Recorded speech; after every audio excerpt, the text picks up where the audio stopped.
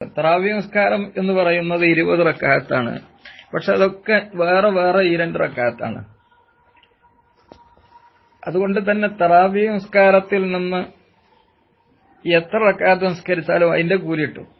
തറാവീഹ് നിസ്കാരം 20 റക്അത്താണെങ്കിലും ഓരോ ഈ 2ഉം വേറെ വേറെയാണ്. അതുകൊണ്ട് എല്ലാ ഈ 2 റക്അത്തിനും നിയ്യത്ത് ചെയ്യണം. തറാവീഹ് നിസ്കാരത്തിൽ നിന്ന് 2 റക്അത്ത് നമസ്കരിക്കുന്നു എന്നല്ല നിയ്യത്ത് ചെയ്യേണ്ടത്. കാരണം എല്ലാ ഈ 2ഉം സ്വന്തമായ 2 റക്അത്തുകളാണ്. അഥവാ 3 റക്അത്ത് ഒരുമിച്ച് നിസ്കരിച്ചാൽ തറാവീഹ് സഹിയാവുകയില്ല. ഒരു റക്അത്ത് നിസ്കരിച്ചാലും സഹിയാവില്ല. 2 റക്അത്തായി തന്നെ നിസ്കരിക്കണം. എന്നിട്ട് സലാം വീട്ടൽ നിർബന്ധമാണ്.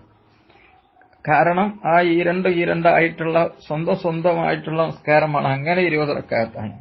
അതുകൊണ്ട് തറാവീഹ് നിസ്കാരത്തിൽ നിന്ന് 2 റക്അത്ത് നിസ്കരിക്കുന്നു എന്നല്ല നിയ്യത്ത് ചെയ്യേണ്ടത്.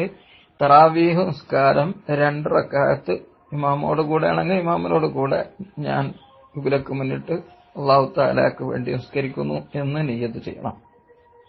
തറാവീഹ് നിസ്കാരം 2 റക്അത്ത് നിസ്കരിക്കുന്നു എന്ന് നിയ്യത്ത് ചെയ്താലും മതി.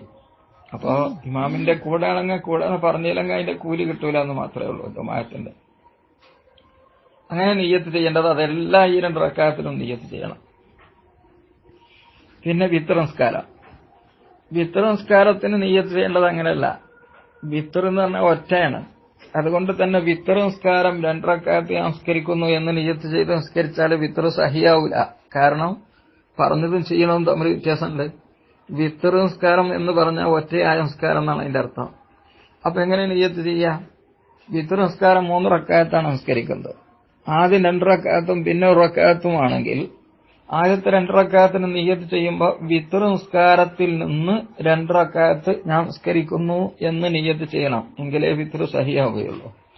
പിന്നെ 1 റക്അത്ത് നിസ്കരിക്കുമ്പോൾ വിത്ർ നിസ്കാരത്തിൽ നിന്ന് 1 റക്അത്ത് ഞാൻ നിസ്കരിക്കുന്നു എന്ന് നിയ്യത്ത് ചെയ്യണം.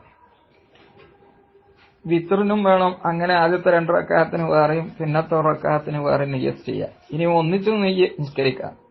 വിത്ർ നിസ്കാരം 3 റക്അത്തും കൂടി ഒരുമിച്ച് നിസ്കരിക്കാവുന്നതാണ്. അപ്പൊ ആദ്യത്തെ തഹിയ്യാത്ത് ഒഴിവാക്കിക്കൊണ്ട് നിസ്കരിക്കലാണ് ഏറ്റവും നല്ലത്. മഗ്രിബിനോട് ഒരു സാദൃശ്യത ഇല്ലാതിരിക്കാൻ വേണ്ടിയിട്ട്. അങ്ങനെ ഒന്നിച്ച് നിസ്കരിക്കാതിരിക്കലുമാണ് നല്ലത്. ഏറ്റവും നല്ലത് ആദ്യത്തെ 2 റക്അത്ത് നിസ്കരിച്ച് സലാം വീട്ടി പിന്നെ 1 റക്അത്ത് നിസ്കരിക്കലാണ്. വിത്ർ വേണമെങ്കിൽ 11 റക്അത്തും ഒരുമിച്ച് തന്നെ നിസ്കരിക്കാവുന്നതുമാണ്.